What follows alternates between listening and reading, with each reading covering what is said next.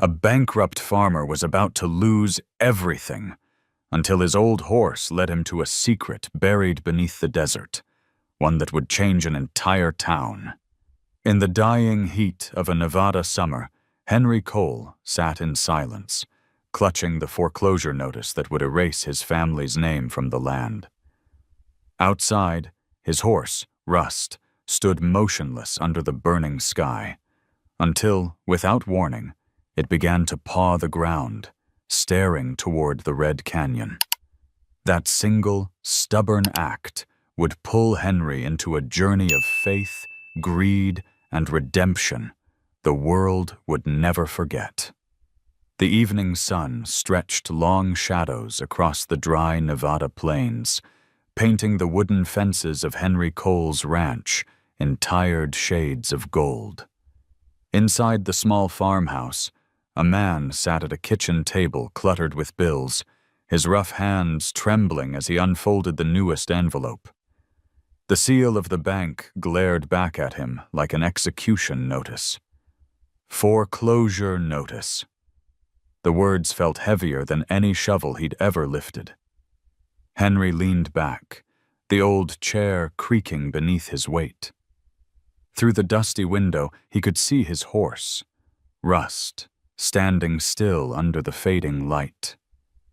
The animal's coat shimmered a deep chestnut brown, glinting like old copper in the sun.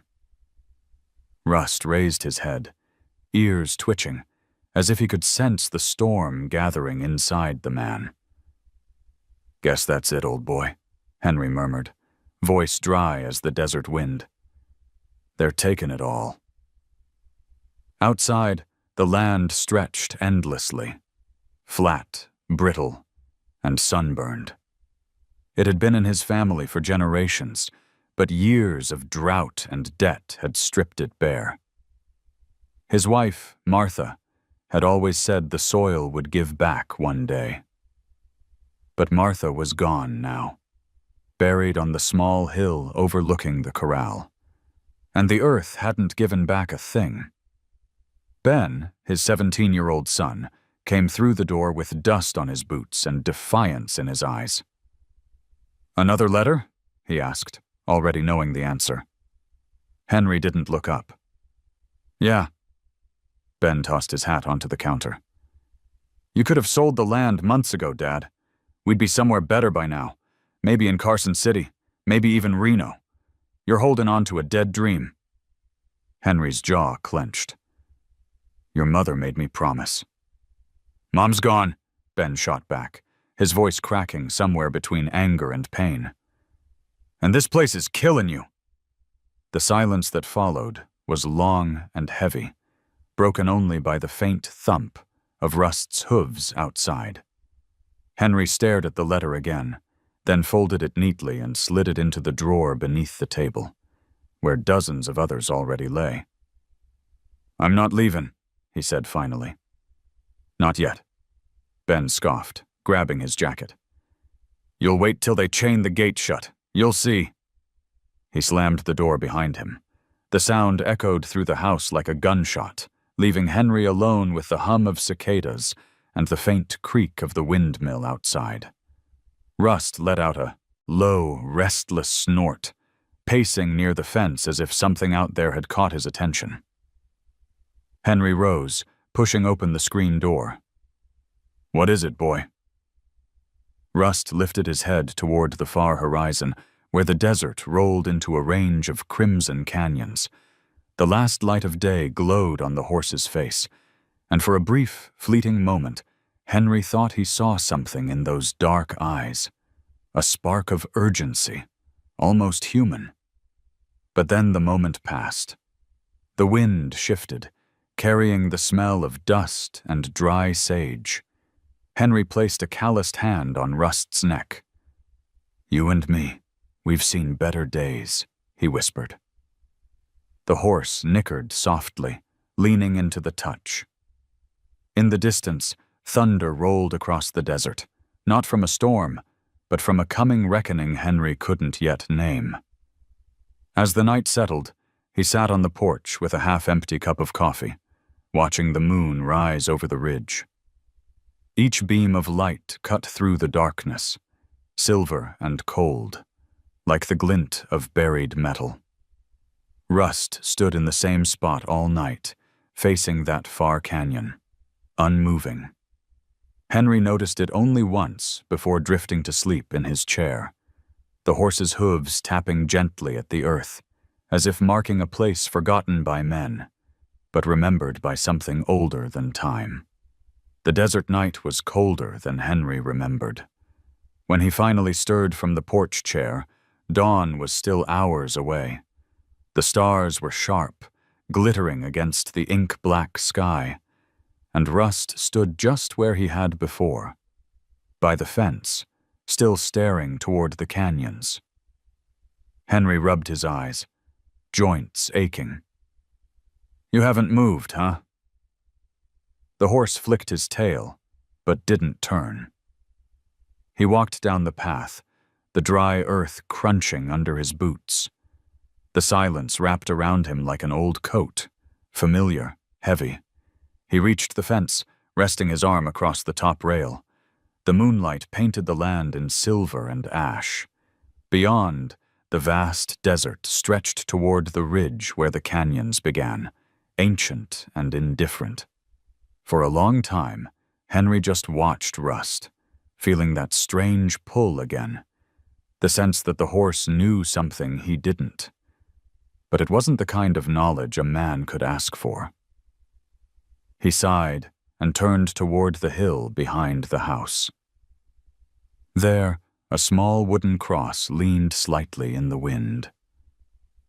Martha's grave. He hadn't been up there in weeks. Tonight felt like the right time.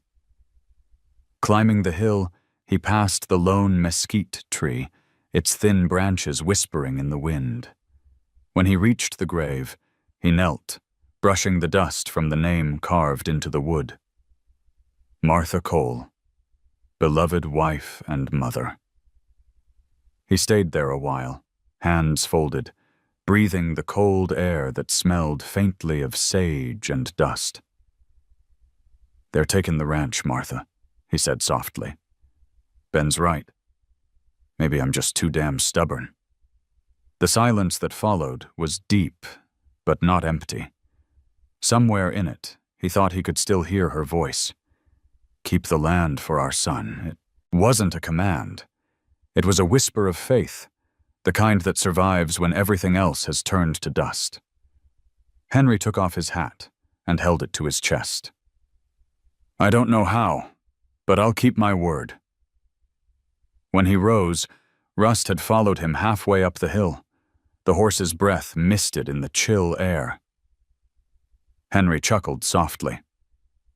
"You really think I can fix this mess, boy?" Rust nudged his shoulder gently. That simple gesture made something break open inside him, a small, stubborn flame of hope. He went back inside the farmhouse, poured the last of the coffee into a tin mug, and sat at the table again. The foreclosure letter lay there like a wound. He picked it up, read the words once more, then folded it carefully and tucked it inside Martha's old Bible. It wasn't defiance this time. It was devotion. The next morning came slow and pale. Ben was already outside, saddling his old dirt bike for work at the feed store. He avoided eye contact. "You going somewhere today?" he asked flatly.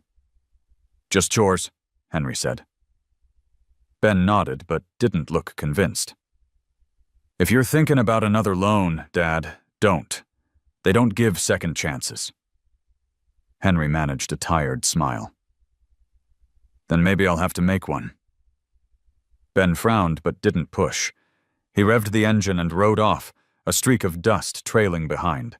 Rust pawed at the ground again, restless. Henry followed his gaze toward the horizon. The morning light shimmered across the canyon ridges like polished metal. For a heartbeat, the reflection flashed bright. So bright it looked almost like silver. He blinked, and it was gone. Still, something in his chest shifted. A feeling that maybe, just maybe, there was more to this land than bills and broken promises. Maybe this place had been holding its own secret all along. He saddled Rust and rode out, slow at first, then faster as the sun climbed higher. The wind whipped through his hair, and for the first time in months, he felt alive. They passed the dry creek bed, the withered cottonwoods, the silent fences. Every inch of it was familiar, but under the morning light it looked different, like the world had exhaled and started over. Rust suddenly stopped. Ears pricked forward, nostrils flaring. Henry leaned in. "What is it?" The horse let out a low whinny, then began to walk toward the red ridge in the distance. Henry followed.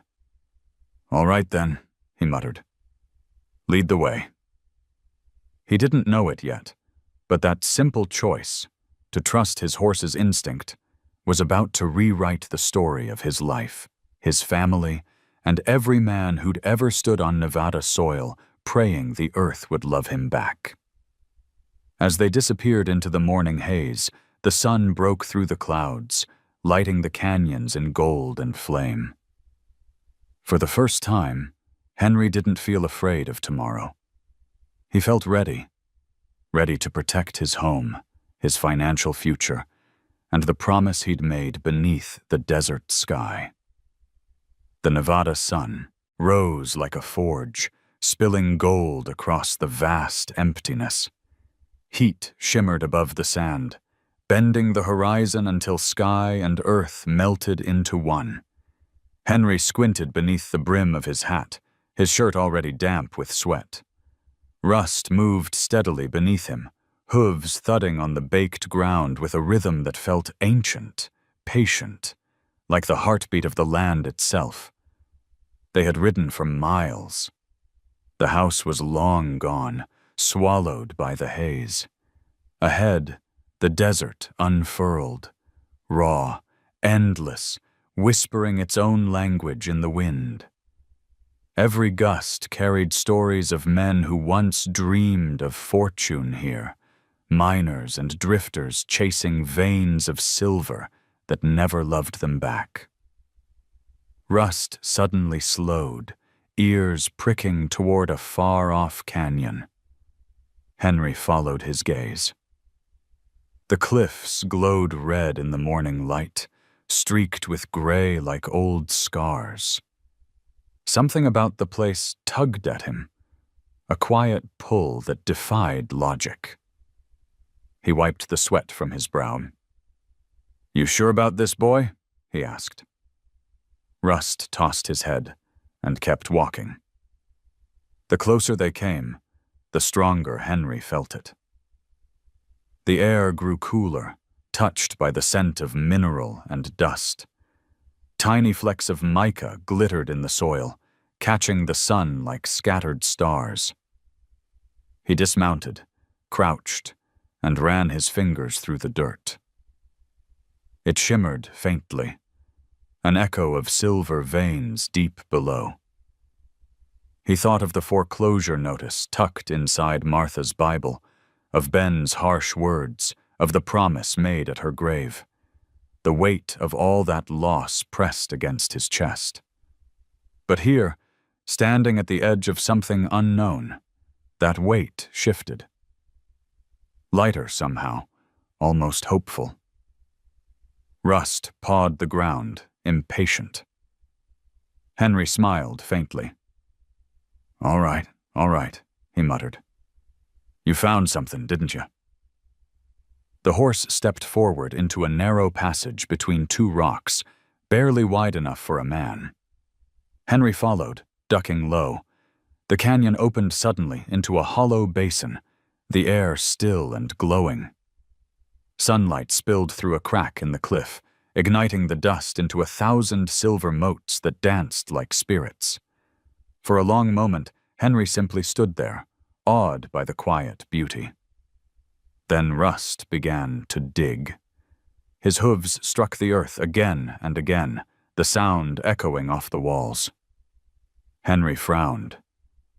"Hey, easy now. What are you—" Something clinked beneath the dirt. Henry dropped to his knees and brushed the surface aside. There, half buried in clay, lay a small chunk of dull metal. He picked it up. The weight told him before his eyes did. It was silver. Old, unrefined, but real. His heart hammered. Good Lord! He looked at Rust, who stood motionless now, watching him with calm certainty. For the first time in years, Henry laughed. A full, astonished laugh that startled even himself. He held the silver toward the light, and the beam caught it just right, turning the dull gray into a blaze of white. For an instant, he imagined the ranch safe again. Ben smiling, the mortgage paid off, maybe even a little money left for a better retirement plan. But the desert was a trickster. It gave and it took in the same breath. As Henry turned the piece over in his hands, he noticed faint tool marks, edges chipped by pickaxes long gone. Someone had been here before. He stood, scanning the canyon walls. There were old timbers half buried in sand, the remnants of a mine entrance collapsed long ago. Rust pawed the dirt once more, uncovering another sliver of metal, then another. Henry's pulse quickened. Could it be? A forgotten mine, one of the lost veins from the Virginia City days? He remembered the old men in town talking about them, the ghost shafts of silver left behind when fortunes dried up. The thought struck him like lightning. This could save everything. He staggered back a step, looking up at the strip of sky above the canyon, burning bright and cruel. He thought of Martha's words, "Keep the land for our son." Maybe this was what she meant. Maybe the land itself had been keeping something for him all along. Henry sank to his knees again, overwhelmed. The silver in his hand gleamed like a second chance, like grace made solid. Rust nudged his shoulder gently, as if to remind him, the earth gives, but it also tests. "Thank you, boy," Henry whispered, voice shaking. "You found it." He stayed there until the light began to fade, unable to pull himself away. When he finally mounted Rust and turned toward home, the desert behind him glowed faintly, as if the ground itself still breathed silver. As they rode, Henry looked up at the sky painted in purple and flame. Somewhere between faith and desperation, he felt Martha's promise stir again, not as a burden, but as a guide. He didn't yet know how to handle what he'd found, how to claim it, protect it, or tell anyone. But one truth rang clear as the bell of the windmill miles away. His fight wasn't over, and for the first time in years, the land didn't feel silent anymore. It was speaking, calling. The next morning, Henry could still feel the weight of the silver in his pocket. Even after he washed the dirt from his hands, a faint gray shimmer clung to his skin, as if the desert had marked him. Ben was already outside, loading hay into the old truck when Henry stepped out. The boy looked up, wary. "You're back early," he said. "Where'd you go yesterday?" Henry hesitated. "Just ridin'. Needed to clear my head." Ben narrowed his eyes, sensing more but too tired to argue. "Well, the bank called again. Said we've got a week." A week? The word hung in the air like a noose. Henry looked toward the horizon.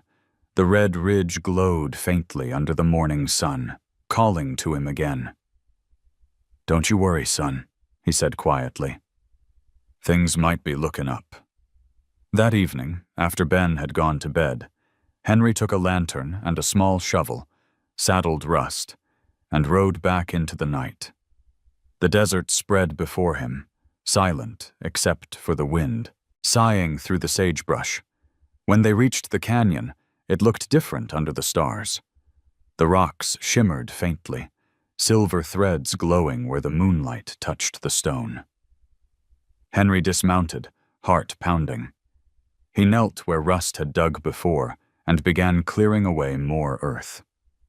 The sound of metal against stone echoed softly. One after another, small pieces of ore appeared. Rough, dark, but unmistakable.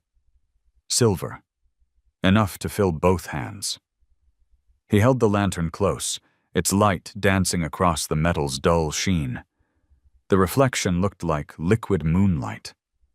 He felt dizzy, half from excitement, half from fear. This wasn't just luck. It was a miracle, the kind that could pull a man from the edge. "Rust," he whispered, voice trembling. "You found us a way out." The horse snorted softly, lowering his head as if bowing to the earth. Henry gathered what he could and packed it into an old canvas bag. When he stood, he noticed something carved faintly into a nearby rock. A number, half erased by time.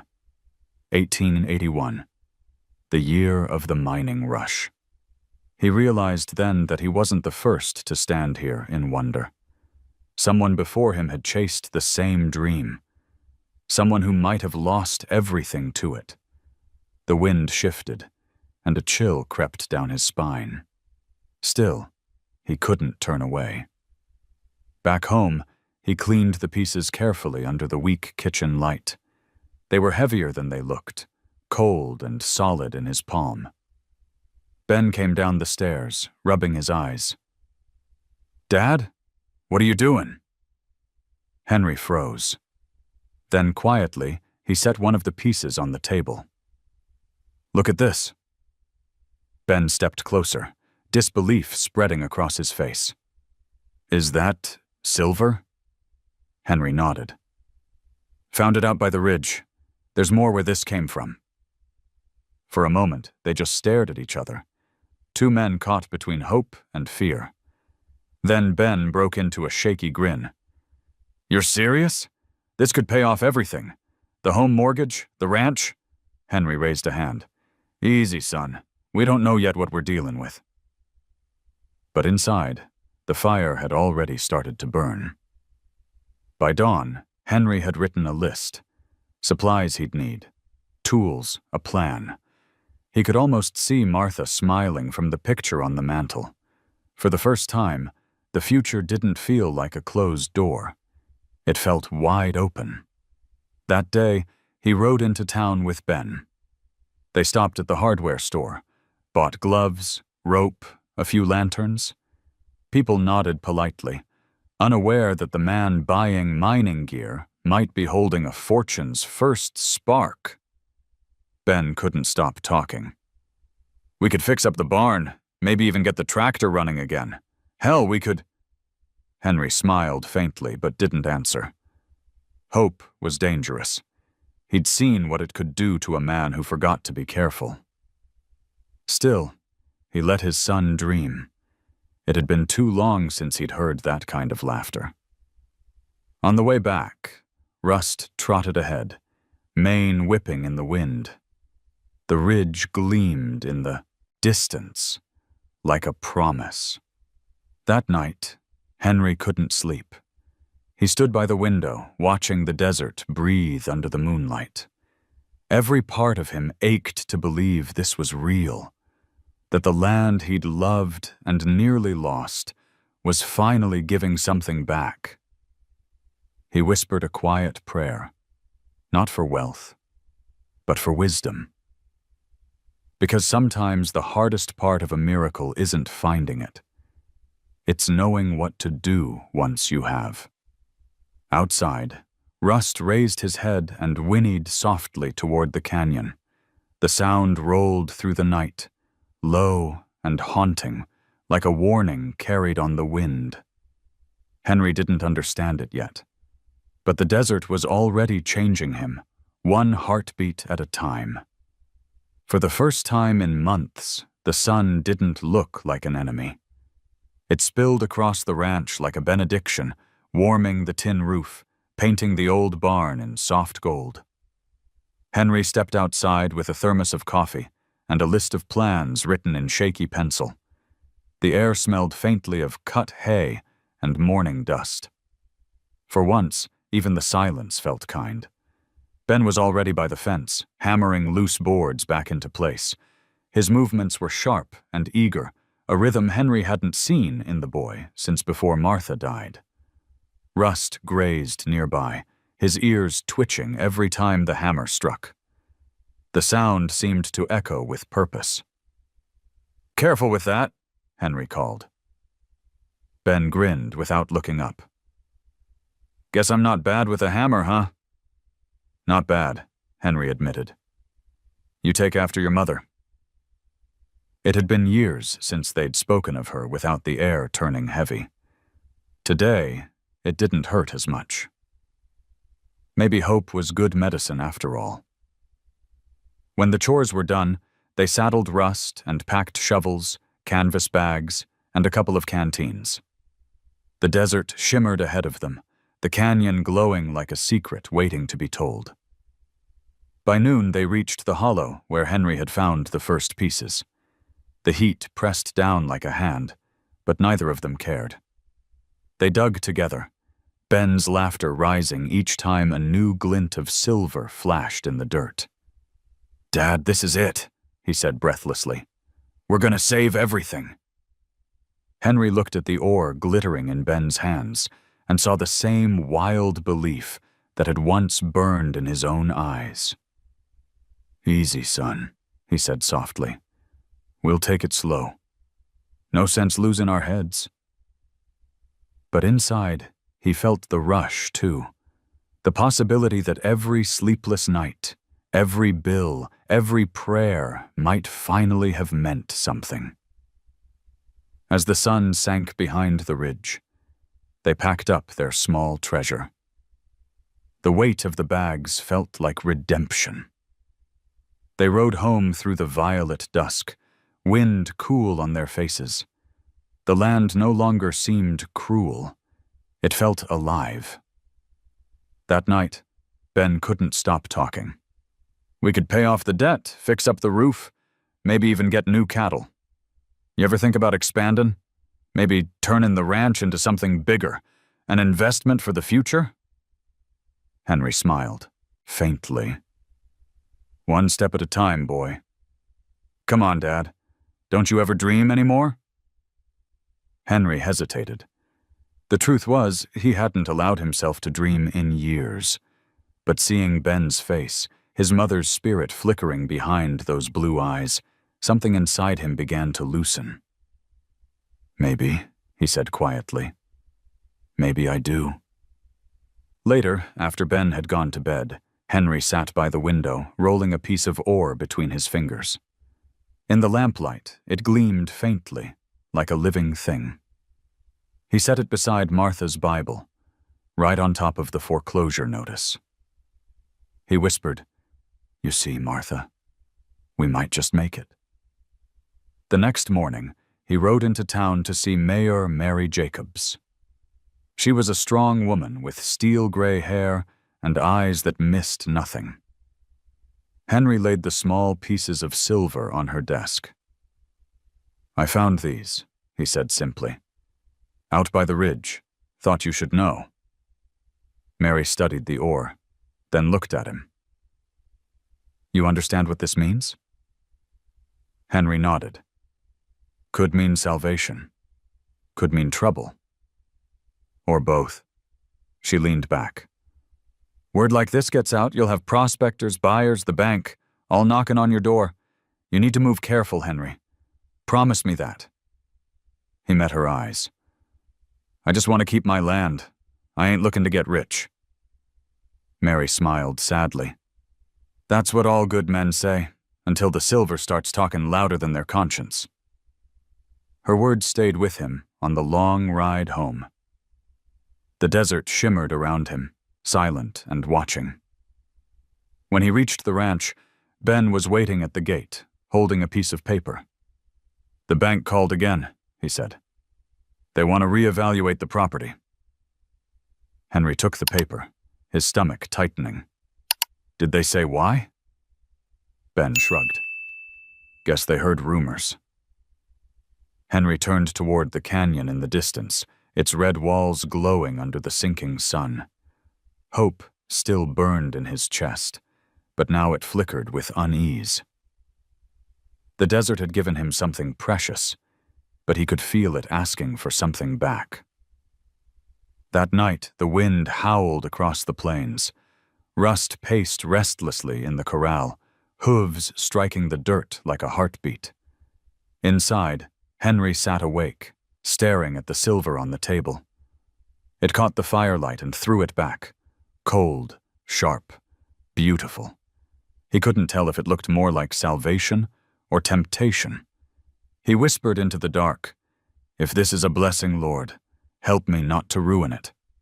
Outside, Rust let out a low whinny that rolled into the night, echoing off the ridge. It sounded almost like an answer. By the end of the week, Virginia City was humming with rumors. They started as faint murmurs in the feed store, then rolled like tumbleweed through the diner, the church steps, the post office. "Cole struck silver," someone said. "Right on his own land. Could be worth a fortune." Henry felt the weight of every whisper before he even stepped into town. Eyes followed him, down Main Street, half curious, half hungry. He tipped his hat politely, trying to pretend nothing had changed. But something had. The air itself seemed to buzz with suspicion. He went to the hardware store for nails and kerosene. The clerk, normally chatty, went quiet when he entered. Behind the counter, a radio droned faintly about home loan rates and new investment opportunities in Nevada mining. The irony wasn't lost on him.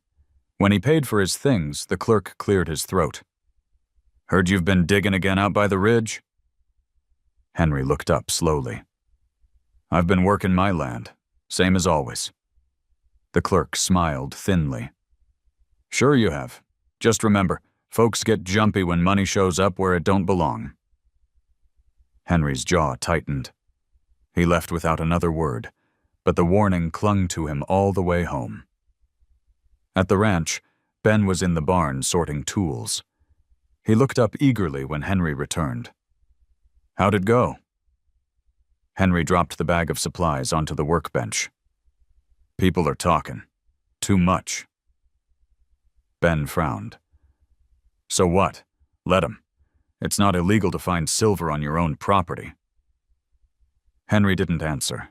He stared out toward the horizon, where the canyon shimmered faintly in the afternoon heat. "Things like this. They change people, son. Fast." Ben scoffed. "We finally catch a break and you want to hide it?" "I want to keep us safe," Henry said quietly. "That's not the same thing." The boy turned away, shoulders tight. "Maybe you're just scared to win for once." Henry didn't respond. Rust shifted uneasily in his stall, sensing the tension. The barn filled with silence, the heavy kind that made even the dust hang still. That evening, a car pulled up to the gate. A man in a suit stepped out, his shoes kicking up small clouds of red dirt. He introduced himself as Daniel Reed, a representative from the bank. "Mr. Cole," he said smoothly, "mind if I have a moment?"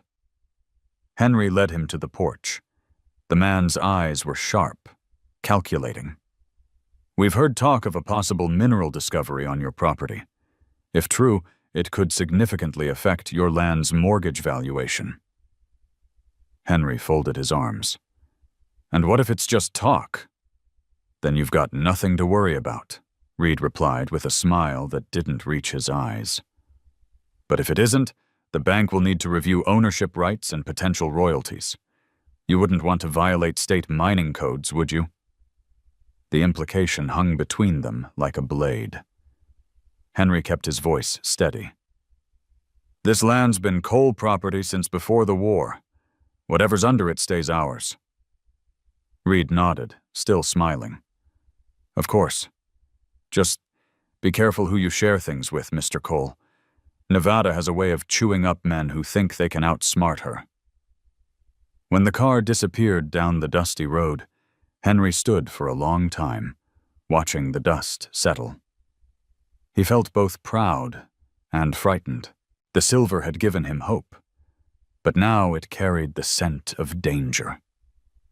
That night, he found Ben sitting by the fence, tossing pebbles into the dirt. "Bank sent a man today," Henry said. Ben's head snapped up. "What? Why?" "They know," Ben cursed under his breath. "What are we going to do?" Henry looked toward Rust, standing still beneath the moonlight. The horse turned his head slightly, as if listening. "We're going to be careful," he said. "And we're going to keep this between us." Ben hesitated, then nodded. "You think Mom would have wanted that?" Henry smiled faintly. "Your mother would have wanted us to keep the land. Everything else is noise." They sat in silence for a long while, listening to the crickets hum and the wind sweep across the plains. The desert looked calm, almost peaceful, but Henry knew better. Beneath that stillness, the ground was shifting. He rose and dusted off his jeans. "Get some rest, son. Tomorrow we start early." As he walked back to the house, he caught a faint reflection at the edge of the corral, a shimmer in the dirt, like moonlight caught in motion. Rust pawed the ground once, softly, then stilled. Henry paused, heart tightening. He wasn't sure anymore if the land was giving him a blessing or warning him to let go. But when he looked up at the stars, their cold brilliance reminded him of silver, of Martha's eyes, of the promise he'd made. He whispered into the wind, "I'll keep it safe, no matter what." Somewhere far off, thunder rolled across the desert, soft but steady, like a threat waiting to be born. The sky over Nevada had turned the color of old steel. By noon, the wind carried grit sharp enough to sting, and Rust paced the corral, nostrils flaring, uneasy. Henry watched the horizon darken, the kind of storm that didn't just pass. It swallowed the desert whole. Ben came out of the barn, wiping sweat from his brow. "You seeing that?" Henry nodded. "Storm's coming fast." They hurried to tie down loose boards, shut the shutters, and pull the animals into shelter. The air was thick with electricity. The scent of dust and ozone clung to everything. As Henry latched the final gate, he noticed the first streak of lightning rip across the canyon ridge. The echo came seconds later, deep and hollow, shaking the earth. Inside, the wind rattled the tin roof like a drum. Ben stood by the window, restless. "We should have stayed quiet, Dad. This feels like a warning." Henry poured coffee into 2 chipped mugs, his hands steady despite the roar outside. "Storms come and go. What matters is what's left after." But when he looked out the window again, something strange caught his eye. Rust wasn't in the barn. "Damn it," he muttered, setting the mug down. "Where's Rust?" Ben asked. Henry didn't answer. He was already pulling on his coat. The wind slammed into him the moment he stepped outside, a wall of dust and sand, and could barely see 10 feet ahead. "Dad!" Ben shouted from the doorway. "Stay inside," Henry yelled back. "I'll bring him in." He stumbled toward the corral, head down against the wind. The world had turned to chaos, sand slicing his face, sky split by lightning. Somewhere in the noise, he heard it. A faint, desperate whinny. "Rust!" He followed the sound, half blind, until a shape emerged through the dust. The horse stood near the ridge, fighting the wind, its coat ghostly under the flashes of light. Henry grabbed the reins, shouting over the storm. "What are you doing out here, boy?" Rust jerked his head toward the canyon. Even in the fury of the storm, he seemed drawn there. Urgent, insistent. Henry hesitated. "Not now," he muttered. "We'll come back after." But Rust reared, eyes wide, hooves striking the dirt. Lightning flashed, and for an instant Henry saw the ground split open near the canyon's edge, a small collapse, revealing a glimmer deep below. Silver. The storm screamed around him, sand slicing like glass. For a moment Henry stood frozen, torn between fear and awe. Then he yanked the reins, forcing Rust back toward home. "Not tonight. Not like this." They stumbled into the barn just as the worst of the storm hit. Ben ran to them, slamming the doors shut. Thunder rolled overhead, rattling every nail in the wood.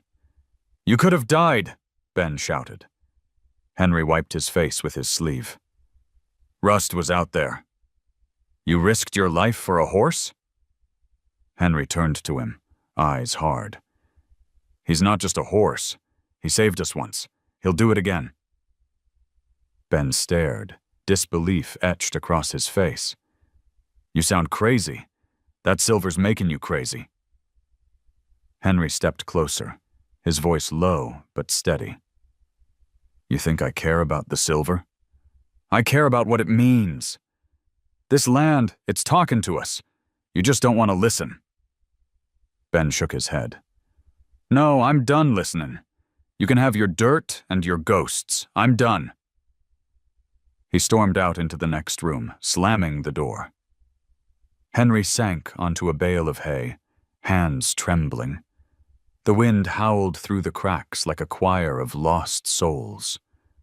Rust stood nearby, sides heaving, eyes calm again now that they were safe. Henry looked at him and whispered, "You were trying to show me something, weren't you?" The horse lowered his head, pressing his muzzle lightly to Henry's shoulder. It was a gesture of comfort, but also of reminder. Hours passed before the storm began to fade. The first rays of dawn broke through torn clouds, revealing a world changed. Fences down, the yard flooded with red mud, and the desert beyond carved anew by the rain. Henry stepped outside, boots sinking into the wet earth. In the distance, the canyon gleamed faintly where the lightning had struck. He could see it now. A small opening in the ridge, darker than before. Something was waiting there, patient as time.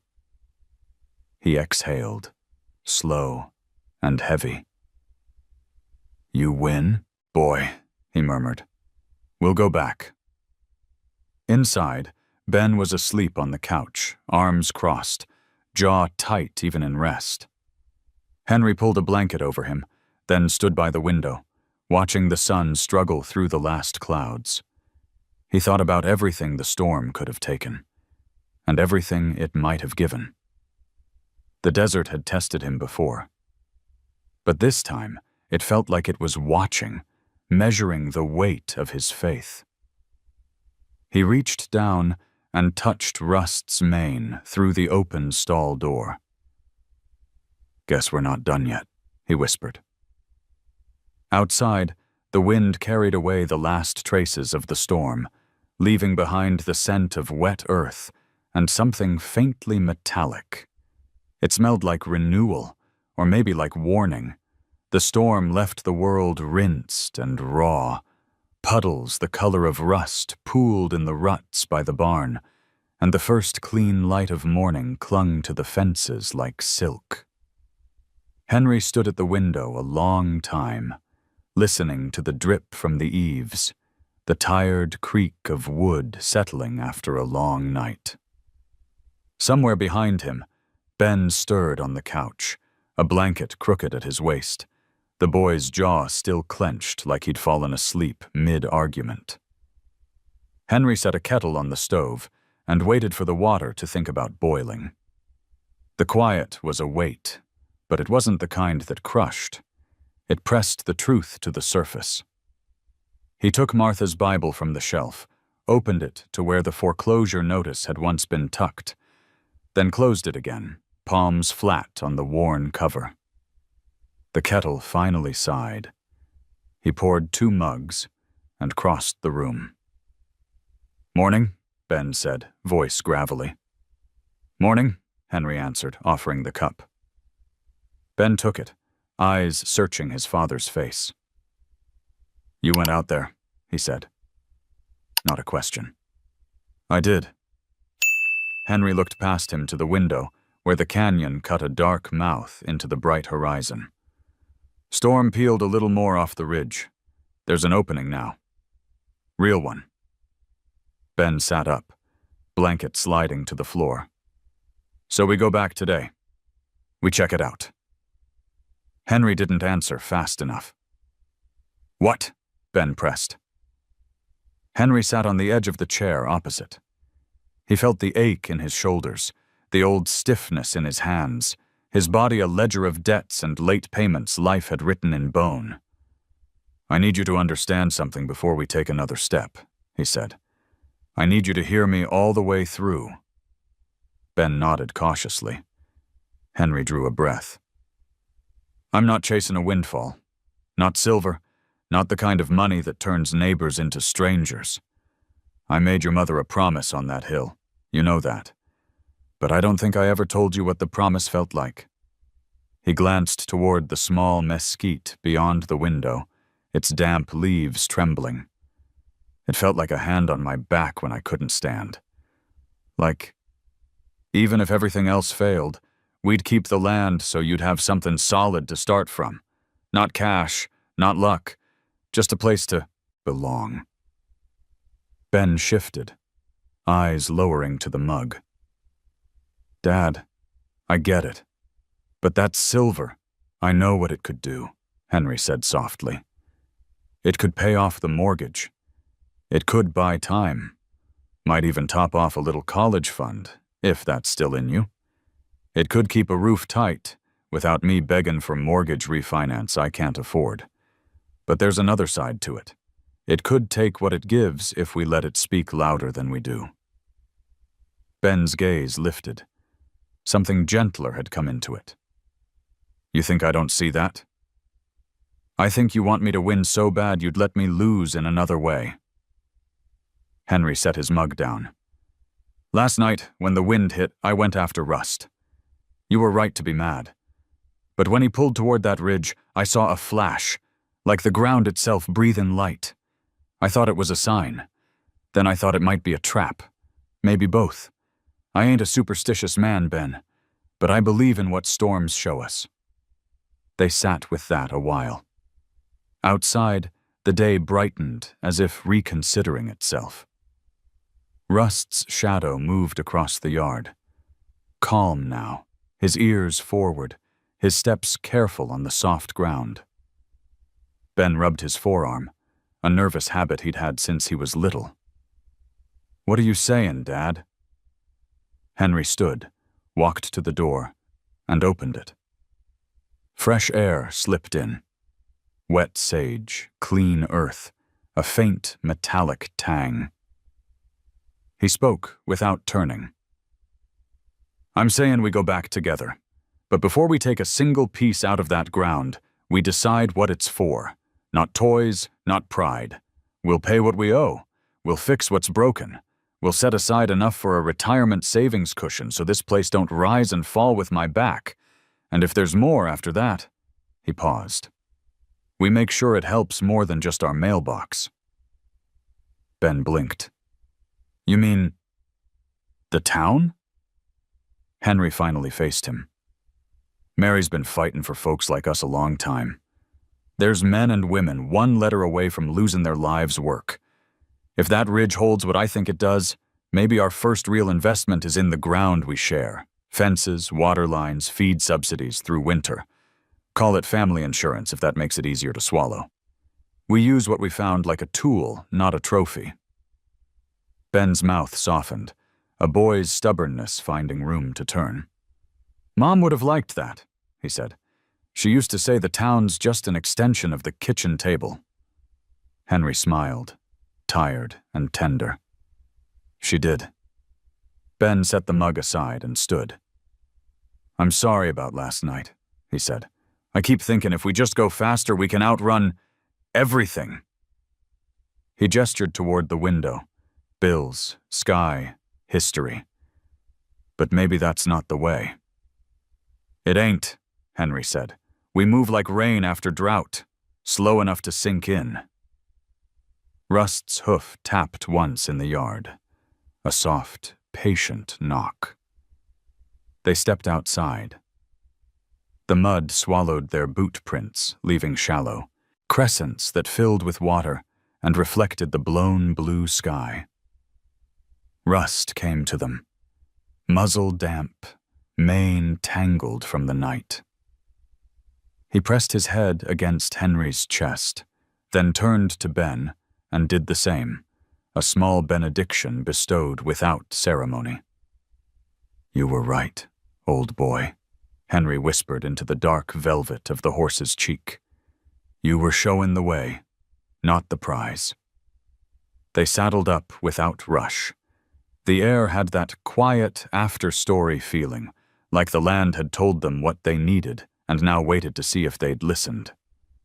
As they rode toward the ridge, the desert opened like a page being turned. Sunlight kindled in the pooled water, each puddle a small sky. At the canyon, the storm's work was plain. A slice of wall had sloughed away, revealing a darker seam within the red, stone gone black with time, and a whisper of luster running through it like a vein.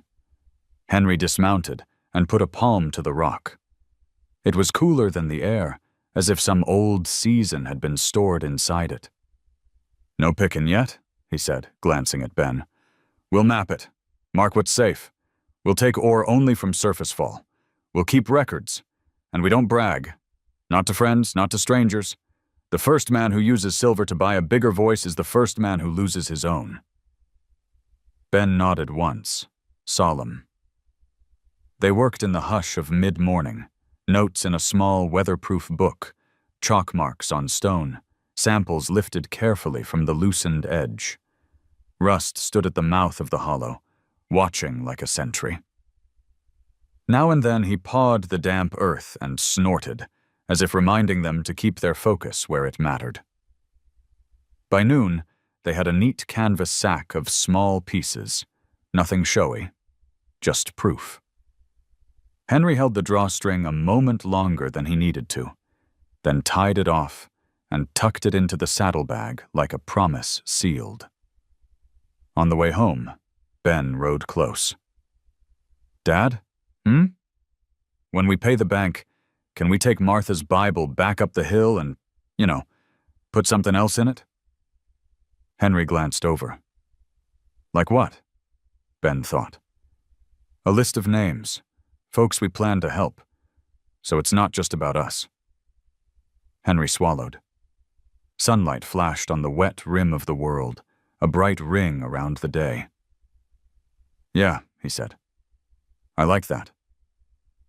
They reached the ranch as clouds regrouped in the high distance, white sails on a calmer sea.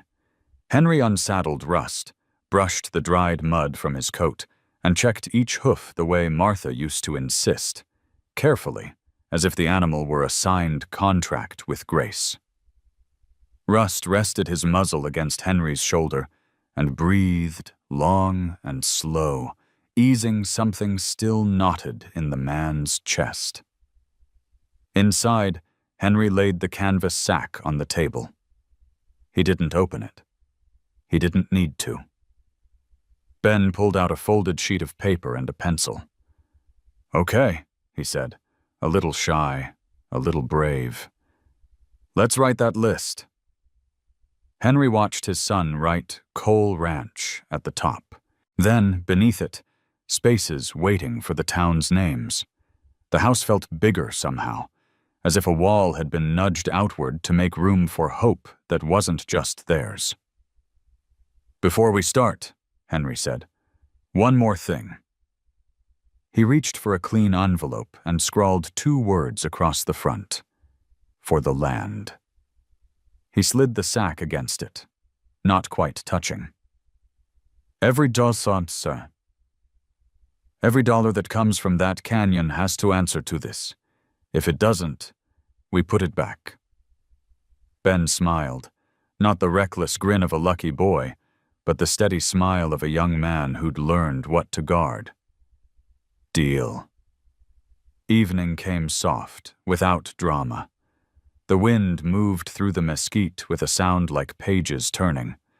Out in the yard, puddles surrendered their borrowed skies back to the lengthening blue. Rust stood by the fence, head lowered, breathing in rhythm with the quiet. Henry lit the lamp, and for the first time in a long time, didn't feel like he was fighting the dark. He felt like he was keeping a promise. One to Martha, one to Ben, and one to the ground that had carried them all this way. When the light steadied, he said into the simple room, "Tomorrow, we talk to Mary." And just like that, the path ahead took shape, not as a road of silver, but as a road of choices. Morning came cool and bright, the kind that feels like the desert is offering an apology after a long night. The air still smelled faintly of rain and iron. Henry saddled Rust before the sun climbed high, his movements slow and deliberate, the way a man does when he knows every step matters. Ben stepped out of the house holding the envelope they had written on the night before. For the land. He tucked it carefully into his father's saddlebag. "You sure you want to talk to Mary first thing?" Henry nodded. "If I don't, somebody else will talk for me. Better she hears it from my mouth than from the bank." The ride into town was quiet. The horizon shimmered pale gold, dotted with sagebrush still heavy from the storm. Rust's hooves left soft prints in the damp sand. Every few miles, Henry would glance at his son, riding slightly ahead, shoulders squared in that new way of his, half boy, half man. When they reached Virginia City, Main Street was just waking up. Men swept the boardwalks, and the smell of coffee and frying bacon drifted from the diner. Henry dismounted outside the mayor's office, dusted off his hat, and squared his shoulders. "Stay with Rust," he told Ben. "This won't take long." Inside, Mary Jacobs looked up from a stack of papers. Her silver hair was pulled back, her reading glasses low on her nose. "Henry Cole," she said. "I heard you survived that storm. Sit down before you fall down." Henry smiled faintly and took the chair opposite her. The room was quiet except for the hum of the ceiling fan. He laid the envelope on the desk. "That's what we talked about, the silver. I've got proof now. But before any lawyers or bankers start sniffing, I want to make this right. Legal. Honest." Mary raised an eyebrow. "You mean you want to register it?" "Partly," Henry said. "But mostly I want to make sure whatever comes out of that canyon doesn't turn this town into a fight. We use it to pay our debts, sure. After that, we help others keep their land. You can call it a community fund if you want, maybe even a rural investment plan." Mary leaned back, watching him for a long moment. "You realize what you're saying? You're offering up what could make you rich." Henry shrugged. "Money's just another kind of drought. It runs out when you depend on it too much. I want to leave Ben something that doesn't dry up. Mary's voice softened. Your wife would be proud. Henry smiled, a little sadly. That's the idea. She slid the envelope toward herself, tapping it with one finger. You trust me with this? I trust you to keep this town from eating itself alive. Mary nodded slowly. Then we'll set it up. Quietly. I'll draw the paperwork, put it under agricultural development. We'll call it the Coal Grant. Sound fair? Fair enough. When he stepped back outside, Ben was feeding Rust an apple, the sunlight catching the horse's mane like a bronze flame. Henry mounted up, feeling a small, solid peace he hadn't felt in years, the kind that comes not from winning, but from choosing. Everything okay? Ben asked as they rode out of town. Better than okay, Henry said. We did the right thing. Ben smiled. Guess we're businessmen now. Henry laughed. If that's what they call men who don't want to be greedy. They reached the ridge again by mid-afternoon. The ground was dry now, the storm's scars fading into the color of the land.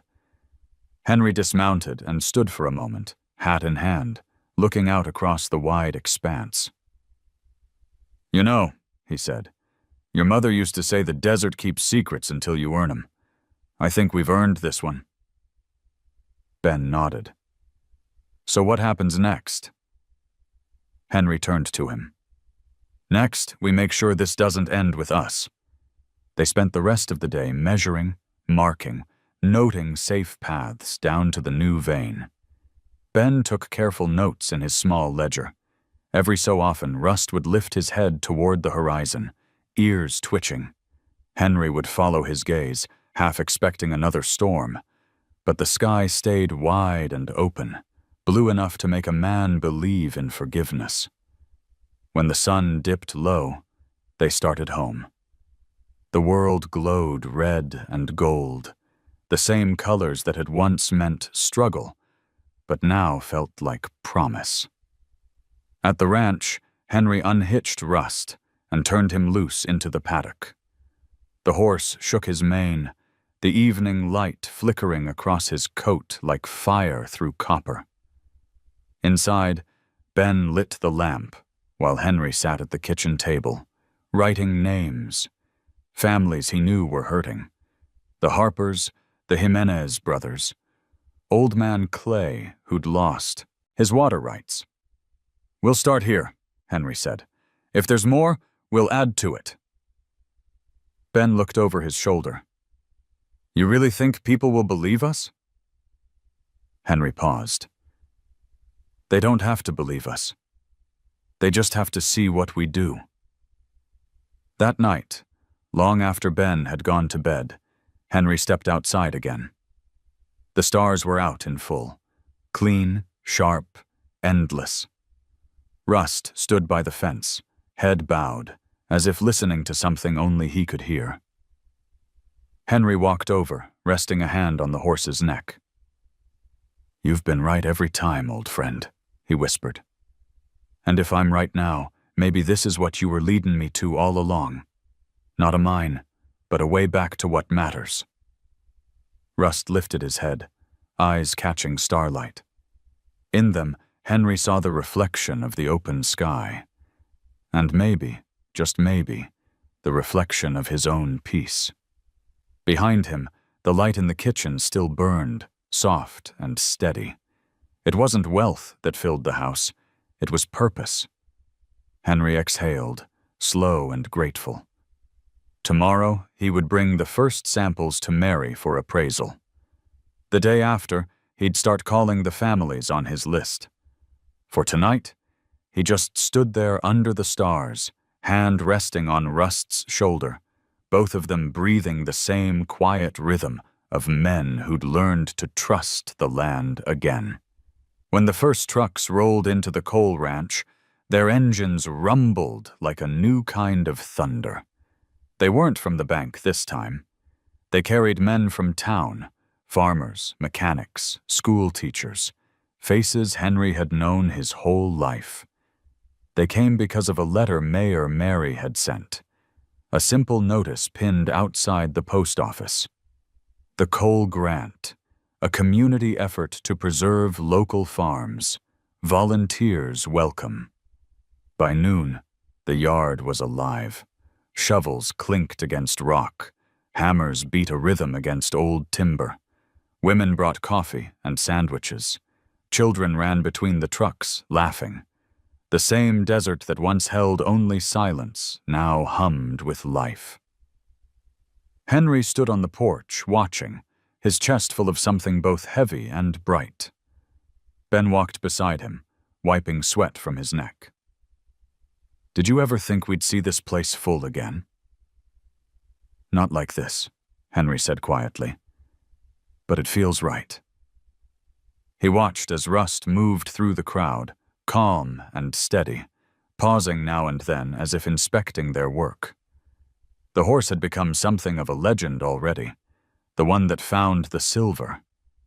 Someone had even painted his name on a sign at the gate. Henry had laughed when he saw it, but deep down, he didn't mind. Rust deserved it.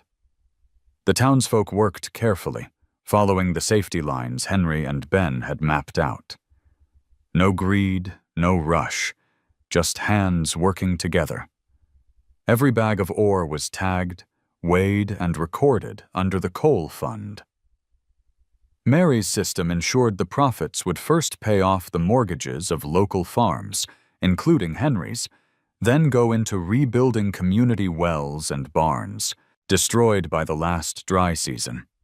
It was slow work, honest work, the kind that felt more valuable than the silver itself. At sunset, when the ridge glowed red and gold, Mary arrived in her old pickup. She waved Henry over, holding a clipboard. "First load's going to the refinery next week," she said. "Once it's processed, the fund will start to grow. We've even got investors from Carson City asking about sustainable resource programs. You might have started something bigger than you think." Henry smiled.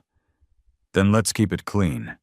No outsiders telling us how to use what's ours." Mary nodded. "Already written into the charter. Local ownership only." They stood side by side, looking out over the canyon. The workers' laughter floated through the cooling air. It was the kind of sound the desert rarely heard. Hope, spoken aloud. Ben came running up, dirt streaked across his face, eyes bright. "Dad, they found another seam, shallow, just past the ridge."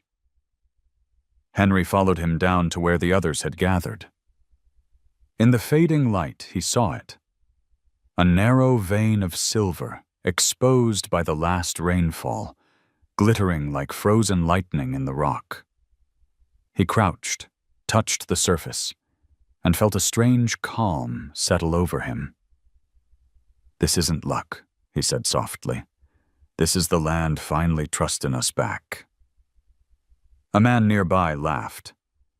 "Well, let's keep her trusting then."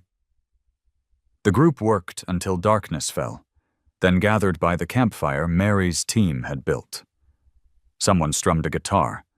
The sound drifted across the open plain, soft and low. Ben passed his father a tin cup of coffee. "We did it," he said. Henry looked around. The faces, the firelight, Rust standing quietly beyond the glow. "No, son," he said. "We're just starting." He leaned back on his elbows, staring up at the stars. For years they had looked cold to him, unreachable. Tonight they looked closer, almost kind. By the next morning, word of the coal fund spread beyond Virginia City. Local news crews came to film the story, an aging rancher and his horse leading a town out of debt. Henry didn't like the cameras, but he knew their value. The exposure brought support from nearby counties, donations, equipment, even offers of farm insurance subsidies from state programs. Still, he kept the focus small. "We don't need heroes," he told one reporter. "We just need neighbors." Ben teased him later. You looked good on camera, old man. Could have been a politician. Henry chuckled. Only thing I'm running for is another day of peace. Over the weeks, the silver continued to flow, not in heaps, but in steady, modest yields, enough to keep the fund alive, to pay off loans, to repair barns. Families that once faced foreclosure now had roofs again, animals again, mornings again. The town began to breathe. One evening, as they balanced the ledgers in Mary's office, she said, "You realize you could have kept it, all. No one would have blamed you." Henry smiled faintly. Maybe. But I'd have lost more than the ranch. I'd have lost the reason I wanted to save it.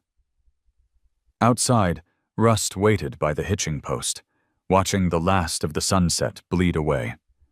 Ben mounted first, then Henry. They rode home slow, the night air cool and full of cicadas. Halfway down the road, Ben said, "You think Mom can see all this?" Henry looked up at the sky. "If she can't, she's missing one hell of a view." They reached the ranch long after dark. Henry dismounted, patted Rust's neck, and whispered, "Good work, partner." The horse flicked an ear, eyes glinting in the moonlight. Inside the house, the lamp on the table still burned beside the list they'd written. Several names were now crossed out. Debts paid, lives steadied. Henry picked up the pencil and added one more line at the bottom. Virginia City, whole. He smiled. For the first time in years, the word whole felt real. As he blew out the lamp, the moonlight flooded through the window, silver and soft, resting across the Bible on the mantel. The land was quiet again, but it wasn't empty. It was full of promise, of people, of gratitude. By autumn, Virginia City didn't look like the same town. The once quiet streets buzzed again, fresh paint on the storefronts, new roofs glinting under the Nevada sun, the smell of coffee and hot bread spilling from the diner every morning. The coal fund had done what no loan or politician ever could. It gave people permission to hope. Mayor Mary called it the Silver Festival, a day to celebrate the town's rebirth. She said it would remind everyone that wealth was only as good as the hands it passed through. Henry didn't much care for speeches or banners, but he understood the need. A community needed symbols as much as it needed fences. The festival began with music. Fiddles, banjos, laughter rising between the brick buildings. Children chased one another, waving ribbons of silver paper that flashed like tiny comets. Ben helped set up tables near the courthouse, his shirt sleeves rolled high, dust on his arms. Henry watched him from the edge of the crowd, pride warming the quiet spaces inside him. Rust was there too, of course, brushed clean, his coat shining a deep, burnished copper. Someone had tied a soft garland of wild sage around his neck. People stopped to pet him, snapping photos for local news. Henry leaned on the fence, amused. "You're famous now, old boy," he murmured. "Better not let it go to your head." At noon, Mary took the stage. Her voice carried steady through the air. "Years ago, this town was built on silver. Then it dried up. But it wasn't the metal that made us rich. It was grit. It was neighbors. Henry Cole reminded us of that." The crowd turned, applauding. Henry shifted, uncomfortable under the attention. Ben nudged him. "Go on," he whispered. "Say something."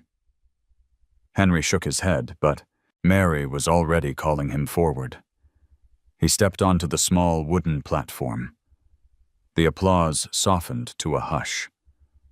For a moment, he couldn't find his words.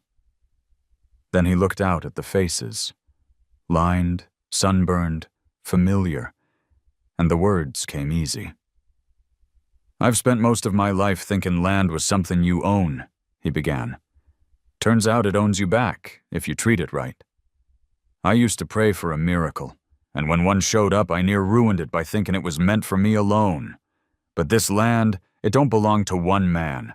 It belongs to whoever's willing to work it honest and pass it on better than he found it." He paused. Rust stamped a hoof softly, as if agreeing. The crowd chuckled. Henry smiled. "So if you want to thank someone, thank the ground under your boots. And thank that horse over there. He's the real one who found the treasure."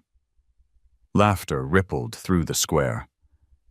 Mary wiped a tear discreetly before stepping back to the microphone. "Let's honor that treasure then, the kind we can all share." She gestured, and two boys pulled a cloth from the statue that had been covered near the fountain. Underneath stood a bronze figure, a horse with its head bowed, one hoof lifted, eyes turned toward the horizon. Beneath it, a plaque read, "To the hands that keep the land alive." Ben stood beside his father, speechless. "They made it look just like rust," he whispered. Henry's throat tightened.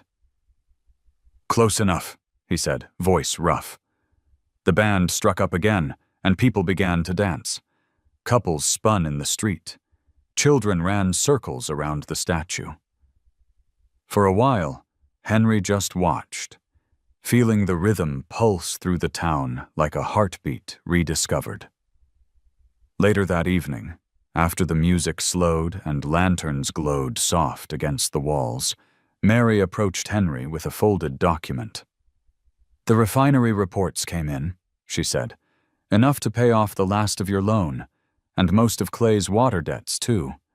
After that, the fund keeps growing."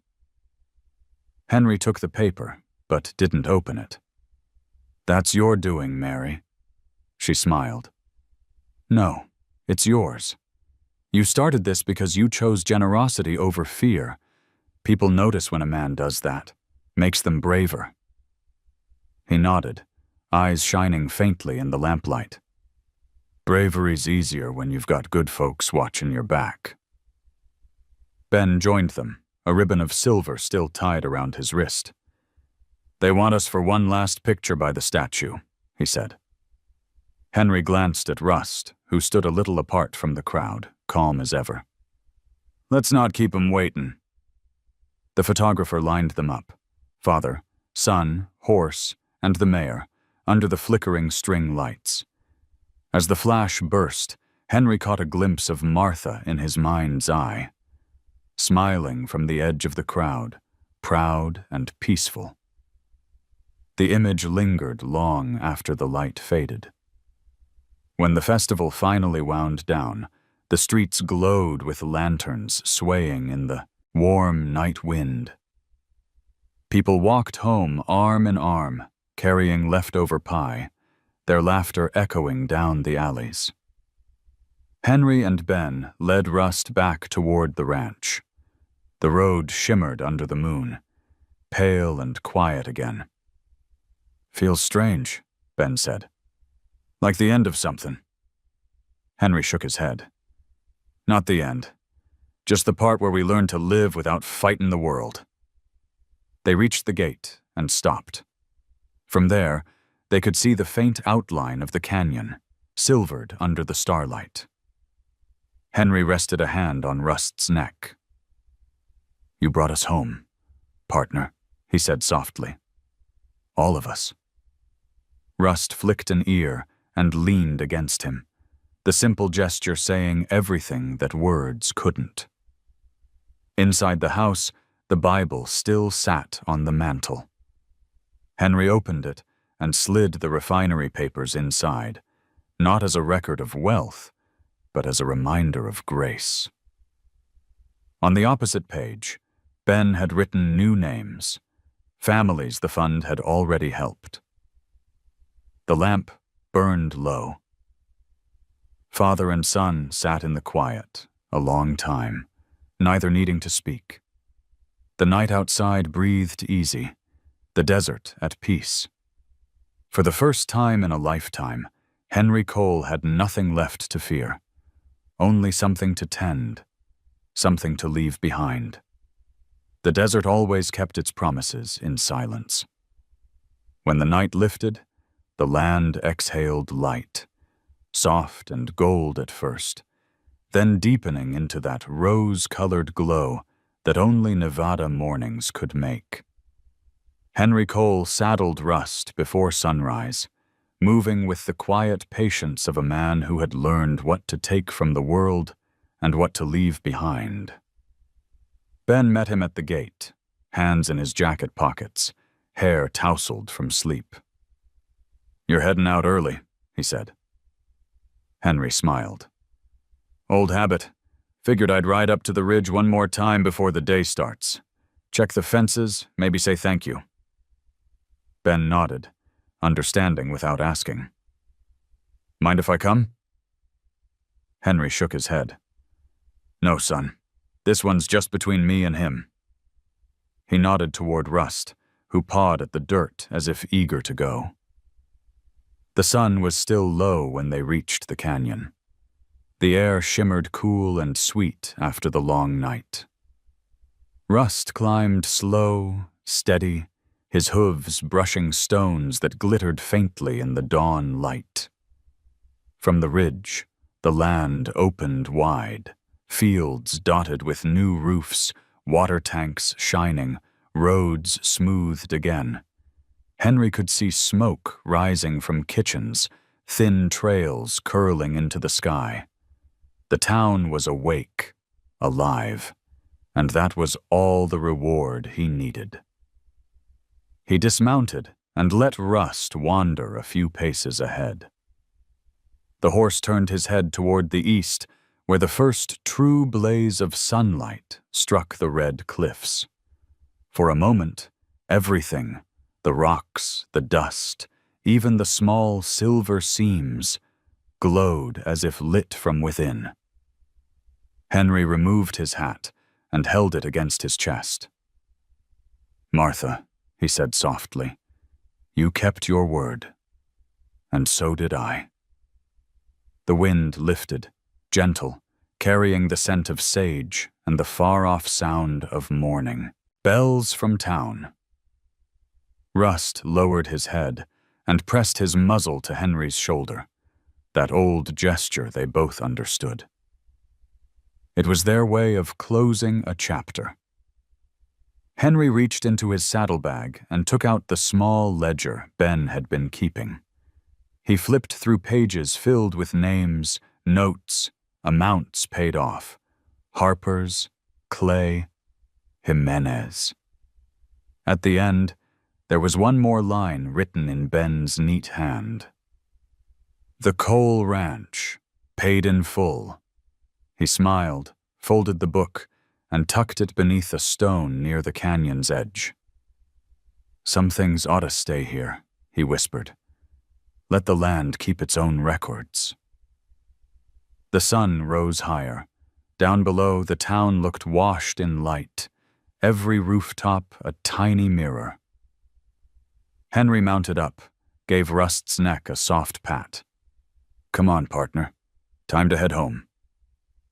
They rode slow, through the familiar dust, the rhythm of hooves like an old lullaby. Halfway down the trail, Henry turned once more to look back.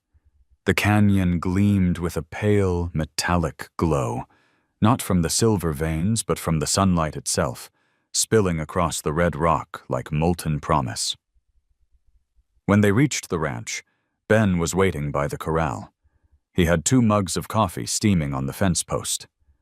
Henry swung down, joints creaking, and took one. They stood in silence, watching the light crawl over the land. "You get what you came for?" Ben asked. Henry smiled. "I think I did. Turns out it wasn't silver after all." Ben grinned. "No? Then what was it?" "Faith," Henry said simply. "And maybe a little peace." They both laughed quietly, the sound easy, unforced. Rust leaned his head over the fence, brushing against Ben's arm, and the boy reached up to scratch the horse's neck. The gesture was small, but full of everything that mattered. The bond that had held them through loss, through pride, through the slow, hard return to grace. As the sun climbed, townsfolk began to appear on the road, wagons carrying lumber, a few kids waving as they passed. The air hummed with the steady promise of ordinary life. Henry breathed it in deeply.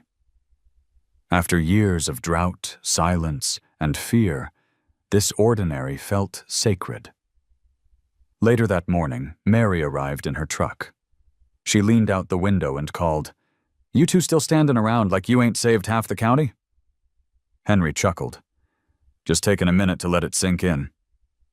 She climbed down, handed him a sealed envelope. "Final paperwork. You're officially free. Ranch title's clean." Henry opened it, looked at the stamped seal. For a moment he didn't speak. Then he handed it to Ben. "Put this somewhere safe. Maybe in your mother's Bible." Mary smiled. "You've done good, Henry." He nodded, eyes soft. "Wasn't just me." He looked at Rust. "Couldn't have found my way without a little help." As the truck rolled away, Henry turned back to the open fields. The irrigation ditches shimmered like silver ribbons under the sun. He felt the pull of the land again, not as a burden, but as belonging. "Looks like the world finally caught up to us," Ben said. "Maybe," Henry replied. "Or maybe we just stopped running from it." They spent the rest of the day fixing a section of fence, mending it piece by piece. The rhythm of work was slow, steady, honest, the same kind that had built their lives. Rust stayed nearby, grazing lazily, tail flicking in the breeze. When evening came, they sat on the porch steps, watching the horizon fade into copper and purple. The first stars blinked awake. Henry leaned back, tired and content. "You ever think about what's next?" Ben asked. Henry smiled. "Tomorrow'll tell us. That's enough for me." Rust gave a soft snort, like an agreement. And then, as night settled over the Nevada plains, the last light brushed the canyon once more, turning every grain of dust to silver. The horse stood still, the man beside him, the land between them. Quiet, whole, eternal. In that silence, everything they'd lost had found its way home. If this story touched your heart, leave a simple comment. Just type 0 or 1 to let us know you were here, still believing in kindness. And don't forget to subscribe so you won't miss the next story. Another journey of hope between people and the animals that change our lives forever.